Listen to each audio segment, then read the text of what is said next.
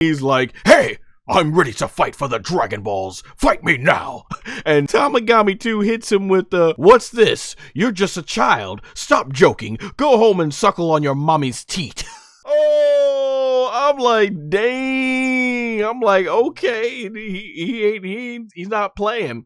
And so Vegeta goes, oh, you're going to regret that once the fight starts. Dang, throwing haymakers and bombs verbally right off the bat.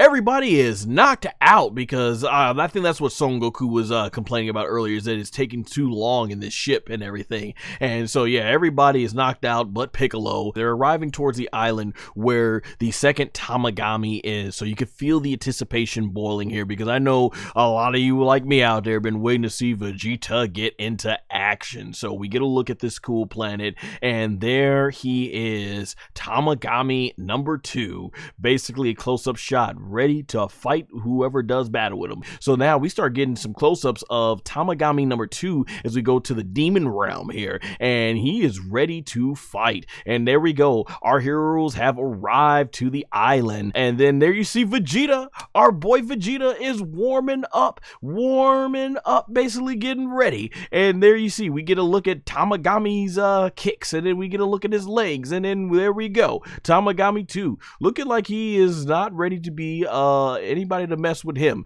And Panzy right here, because she don't know, she's like, is Vegeta even going to be able to hang with this thing? She says, surely he's not as strong as Goku. Oh, and Bulma, aka Bulma, sticking up for her man, says, oh no, Vegeta's got this. Yeah, because she doesn't know. It's time that Vegeta's just smiling here, because it's time that Panzy gonna have to recognize and sit back and learn what Vegeta is all about. And so there you see Goma basically paying very close attention to Demon Realm 2. And I thought this was hilarious here. Degetsu's like, don't worry, the spiky hair kid's not fighting him, so this should be easy. And then Goma was like, they're both spiky hair.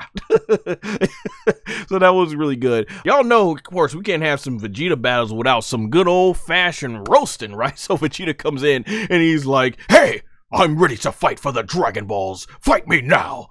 And so Tamagami 2 hits him with the, what's this? You're just a child. Stop joking. Go home and suckle on your mommy's teat. Oh, I'm like, dang. I'm like, okay, he's not playing. And so Vegeta goes basically like, oh, you're going to regret that once the fight starts. Dang, throwing haymakers and bombs verbally right off the bat. Oh my gosh, dude, I wonder, why is he so hostile? From my understanding, hardly anybody comes to the Demon Realm 2 because it's not really that livable. In fact, I mean, who wants to live in a world where you can get swallowed up by these giant fish all over the area? Like, you land off of one of these islands, you don't have a ship, you're done for. So it's like, as he feel like he's been annoyed. I would think that Tamagami 3's had more fights than he's had over the years. So yeah, but what's interesting here, Tamagami 2 gets respect for Vegeta's comeback there, because he's like, okay, kid's got some spark. And then he looks over and he notices Neva, who basically, you know, yells, it says hi, because he of course was the one that created the Tamagamis. And so from here, Neva, after seeing Neva, Tamagami 2 is quick to apologize and say, I'm sorry, I didn't know you were actually for real. You were a serious challenger. Let's do battle. And so right there, he starts taking his whole, and this is cool, he has like a scythe. He's like,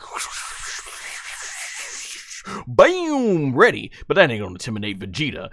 He's like ready to go. He's like, let's go. And Vegeta right off the bat, and man, let's give some shout outs to these animations, because whoo, this fight's animation was some good stuff here. Let me see, who was the animation staff for this episode? So the chief animator director was Takio Ida, and the animation assistant directors, I guess, was Koji Watanabe and Hiromi Ishigami. Sorry once again if I butcher those names, but they did a tremendous job, I think, with the entire animation staff for this episode, because boy does it get real from here.